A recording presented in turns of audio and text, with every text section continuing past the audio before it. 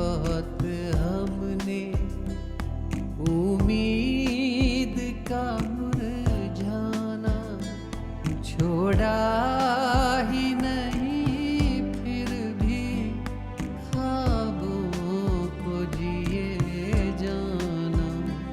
अब जिद है तो इतनी है, अरमां है तो इतना है, लिखना है हवाओं पर खामोश सा अफसाना, खामोश सा अफसाना, खामोश सा अफसाना।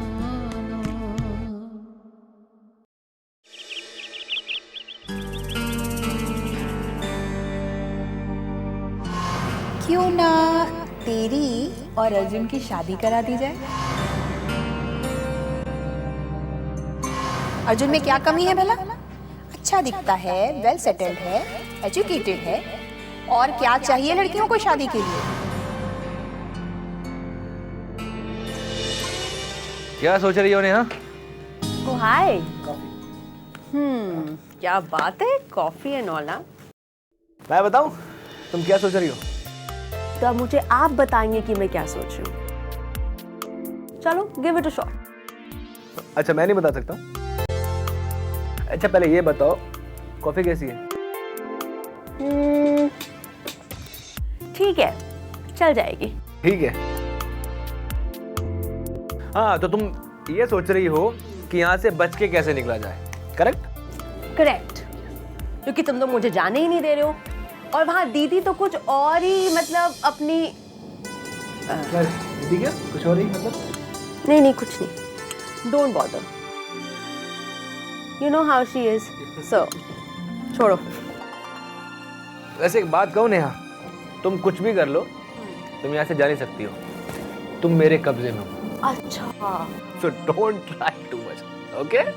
मिस्टर अर्जुन कपूर, मैं अभी आपके कब्जे में हूँ, लेकिन कभी ना कभी तो जाना पड़ेगा ना मुझे, उसका क्या? अरे यार तो ठीक है, हम कौन सा तुम्हें यहाँ बांध के रखने वाले हैं? कहीं ऐसा तो नहीं है कि वहां पर तुम्हारा कोई इंतजार कर रहा है? बिल्कुल यही बात है, तुमने कैसे जाना? ये सब मजाक की बातें छोड़ो और सीरियसली अपना मामला जल्दी सेटल करो, वरना हमेशा मुझे वो डायलॉग मारोगे कि मुसीबत में मैं तुम्हें छोड़ के चली गई। अरे यार मेरे हाथ में होता ना तो मैं तो कब का सेटल कर चुका होता। यार मेरे हाथ में नहीं है ना मामला, यही प्रॉब्लम है। अर्जुन, गॉड फॉरबिड, अगर वो कभी नहीं मिली तो? वो नहीं मानी? अगर वो नहीं मानी तो मैं तुमसे शादी कर लूंगा और हर समय तुम्हारे सर पे मंडराता रहूंगा, तुम्हें परेशान करता रहूंगा, तुम्हारे सर पे मुसीबत बन के आ जाऊंगा। तो अगर तुम चाहती हो कि मैं ऐसा ना करूं तो प्लीज प्लीज नेहा मेरे लिए प्रे करो। यार मैं तो खुद चाहता हूं मान जाए जल्दी से जल्दी। पता नहीं क्या समझती है वो, क्यों मुझे गलत समझ रही है, क्यों? मैं कोशिश कर रहा हूं उसको मनाने की, मानती नहीं है। कुछ सही करने जाता हूं तो गलत हो जाता है। यार भगवान से यही दुआ कर रहा हूं कि मान जाए यार, जल्द से जल्द मान जाए।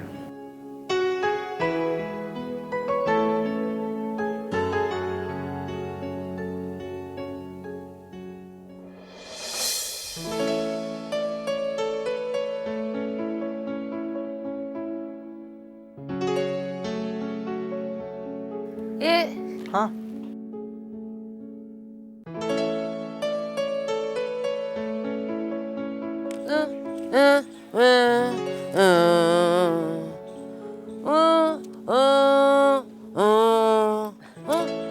तो क्या हो गया? मैं? बिल्कुल नहीं। और आप भी तो नहीं थकती, आप भी कितना काम करती हैं। सारा दिन घर का काम, फिर ये रंगाई का काम, अभी तो डबल काम करती हैं।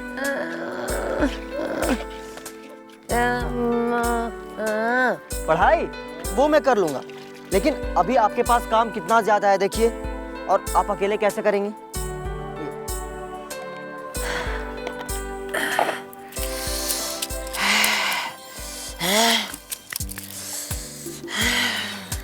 भगवान। ऑर्डर।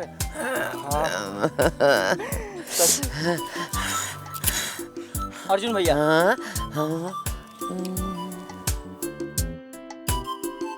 सचमुच अर्जुन भैया कमाल है, कितना ख्याल रखते हैं हमारा। पता नहीं वाणी दीदी उनसे क्यों नाराज रहती हैं। अब देखो, दीदी को तो यकीन ही नहीं था कि ये ऑर्डर हमें मिलेगा भी।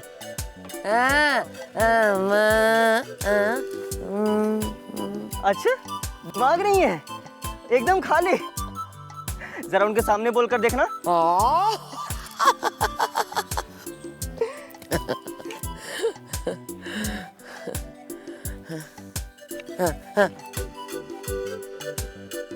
मैं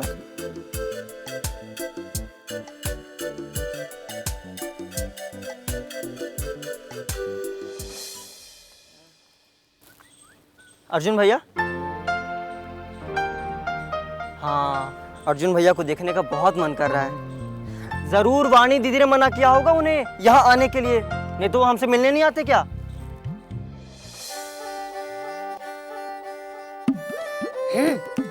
आइडिया।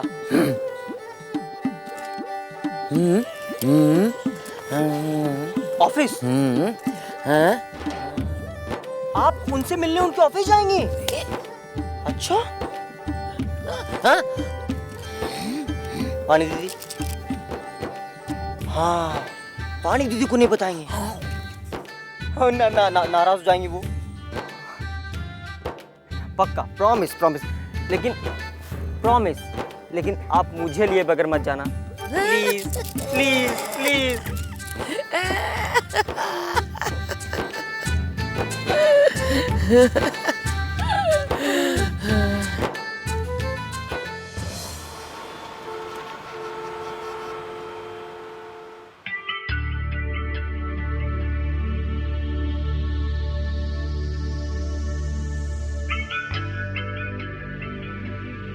Hi dad. अरे आओ आओ राजीव, आओ बैठो।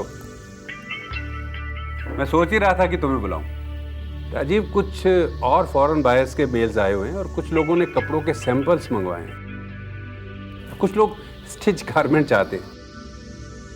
मैंने सुरेंद्र को मेल फॉरवर्ड कर दिया है और उसे सैंपल भेजने के लिए भी कह दिया है। अरे तुम जरा देख लेना भाई, स्टिच आइटम भेजने के लिए थोड़ा वक्त तो चाहिए होता है ना। जी डैड। डैड, हमारा डिजाइनर रॉयल हवेली कलेक्शन के डिजाइन पे काम कर रहा है। उसे दूसरा काम देना सही नहीं होगा। इनफैक्ट वो तो कह रहा था कि हमारे स्टूडियो में आकर ही हमसे मीटिंग कर ले। अरे भाई, मुझे क्या कह रहे हो? अर्जुन और नेहा को साथ ले जाओ और डिजाइन फाइनल कर लो। ठीक है डैड, मैं अर्जुन से बात कर लूंगा। और हाँ, एक दो डिजाइनर और भी देख लो। मेरे ख्याल से हमें एक दो डिजाइनर्स को और अपॉइंट कर लेना चाहिए। डैड, अर्जुन का ख्याल था कि हमारे पास स्टिच गारमेंट्स का काफी काम आने लगा है, तो क्यों ना हम अपना इन हाउस डिजाइनिंग स्टूडियो खोल लें और एक नया लेवल लॉन्च करें। आप क्या सोचते हैं डैड? ब्रिलियंट। अरे इससे हमारा खर्चा कम होगा और मुनाफा ज्यादा। ये बात मेरे दिमाग में पहले क्यों नहीं आई? पता नहीं ये अर्जुन म्यूजिक में अपना दिमाग क्यों खराब कर रहा है। डैड, ये लोगों के नए नए आइडियाज हैं। वैसे भी आज के यूथ के टेस्ट को यंग लोग ही पकड़ सकते हैं। मुझे समझ में नहीं आता, तुम क्यों अपने आप को बूढ़ों की लाइन में खड़ा करने की कोशिश कर रहे हो? ठीक है डैड, मैं बूढ़ा नहीं, मगर अर्जुन जैसे आइडियाज मेरे पास नहीं। पता है राजीव, मैं कितना परेशान था कि अर्जुन बिजनेस ज्वाइन कर ले, क्योंकि मुझे पता था कि उसके फ्रेश आइडियाज और तुम्हारा एक्सपीरियंस बिजनेस को कहां से कहां पहुंचा सकता है। देखो राजीव, मुझे उसकी काबिलियत पर कोई शक नहीं था, लेकिन मुझे डर ये था कि वो बिजनेस ज्वाइन करेगा या नहीं। थैंक गॉड, उसे जल्दी समझ में आ गया डैड। और हाँ डैड, वैशाली जी के पास मैंने कपड़ा पहुंचवा दिया है और अर्जुन से कहा था कि उनको कुछ पैसे भी दे दें ताकि उन्हें परेशानी ना हो। अच्छा किया, बहुत अच्छा किया। अपने कारीगरों का ख्याल रखना एक अच्छे बिजनेसमैन के लक्षण होते हैं। ठीक है, तुम डिजाइनर से मीटिंग कर लो, इस ऑर्डर का पहला बैच सक्सेसफुली डिलीवर हो जाए और एक्सेप्ट हो जाए, उसके बाद लेबल के बारे में भी बात कर लेंगे। क्यों? ठीक है डैड। अच्छा डैड, मैं चलता हूँ।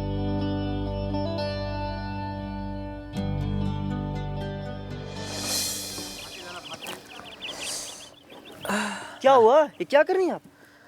मैं करता हूँ। मैं करता हूँ ना। बाबा के पास। हाँ हाँ। आप कर लेंगी? हाँ ठीक ठीक।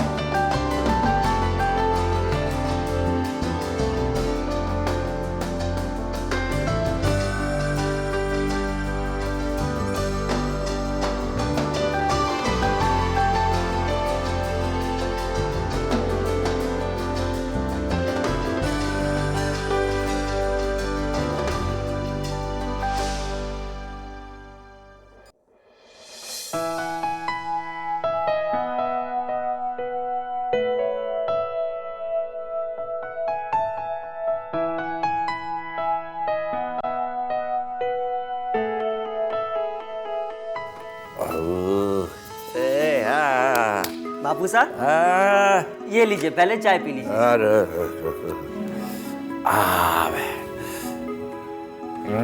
हाँ बोल। हाँ चाय ठीक बनी है ना? मैंने बनाई है।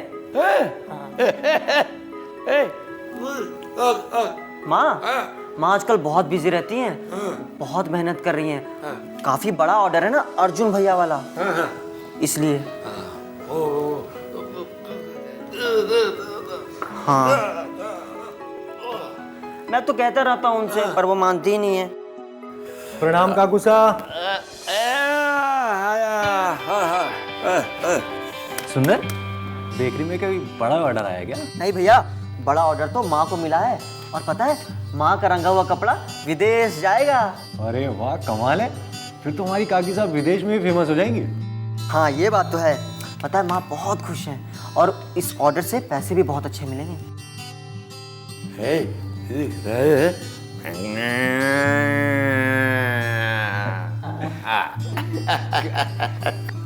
तो काकू साहब, फिर तो आप भी हवाई जहाज में बैठ के विदेश जाएंगे। काकू साहब, आपके बगैर काकी साहब कहीं नहीं जाने वाली। आपको तो जाना ही पड़ेगा। बापू साहब, आप पासपोर्ट बनवा लीजिए, आपको भी विदेश जाना है।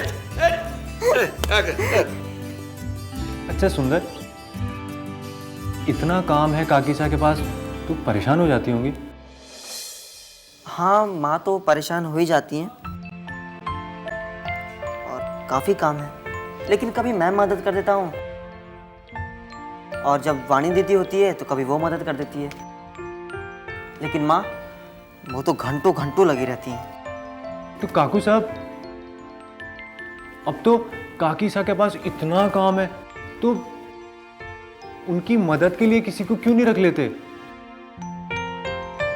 आखिर कब तक अकेली काम करती रहेंगी ऐसे?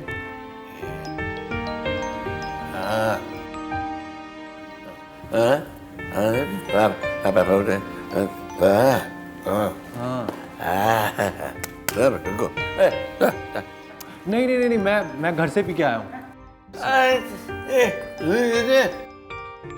चाय चाय लो।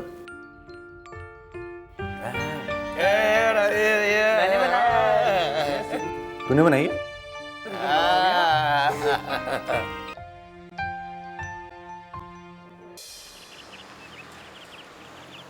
मेरी तो सारी जिंदगी गुजर गई इस घर का काम करते करते। सुबह का नाश्ता बनाओ तो दोपहर की फिक्र, दोपहर का खाना बनाओ तो रात की फिक्र।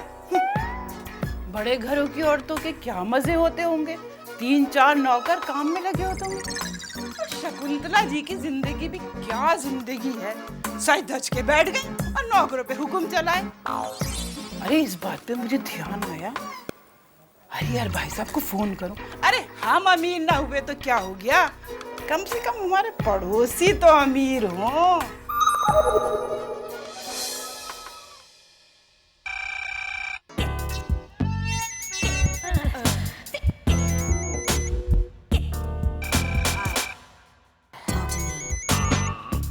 Hello hello. ओहो, नमस्ते भाई साहब। ओहो भाग्य हमारे, क्या बात है। लगता है आज सूरज पश्चिम से निकला है।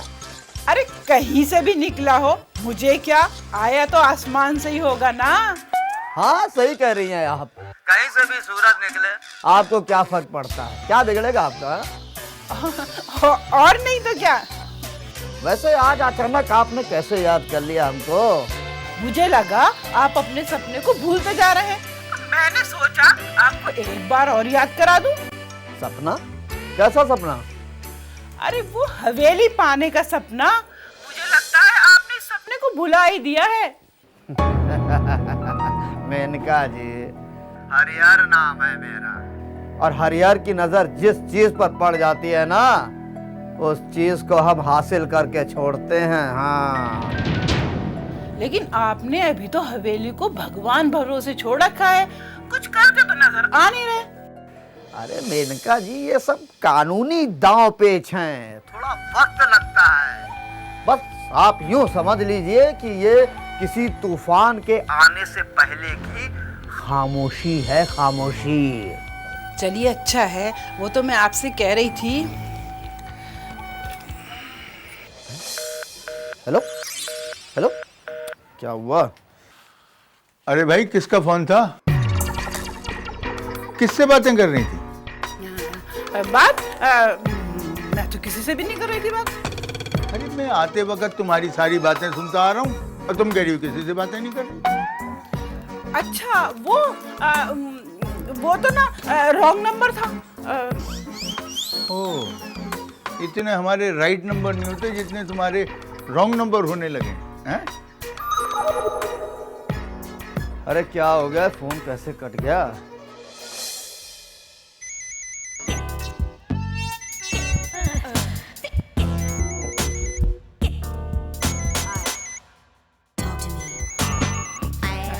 वो देखा, फिर से रॉन्ग नंबर आ गया है, फिर काट दिया।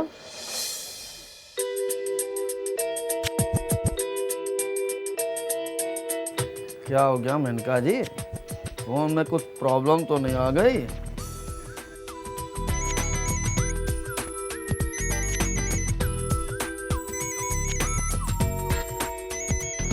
लाओ मुझे दिखाओ, मैं देखता हूँ कैसे रॉन्ग नंबर आ रहे हैं ये। हेलो, रॉन्ग नंबर हैं? जी जी जी, रॉन्ग नंबर। कमाल है भाई, पहले फोन रिसीव करने वाला कहता था रॉन्ग नंबर, अब फोन मिलाने वाला कह रहा है रॉन्ग नंबर। लाइए जी, वो रसोई में बहुत काम पड़ा है ना। अच्छा,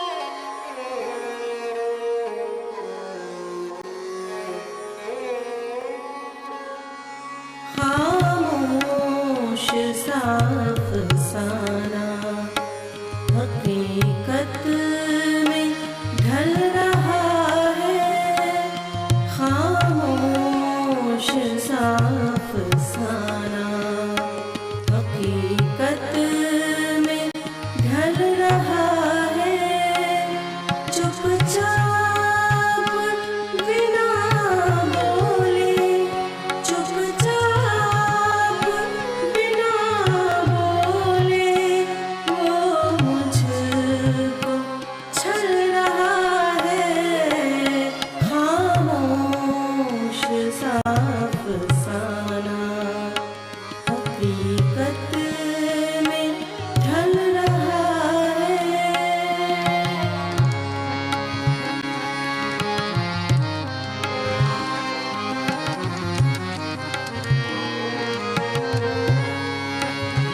मेरी सांसों में आवाज़ उसी की है, मेरे सांसों में आवाज़ उसी की है, मैं चाहती हूँ कुछ और, वो कुछ और कह रहा है, चुपचाप बिना बोले वो मुझको छल रहा है, खामोश साफ साना हकीकत में ढल रहा है।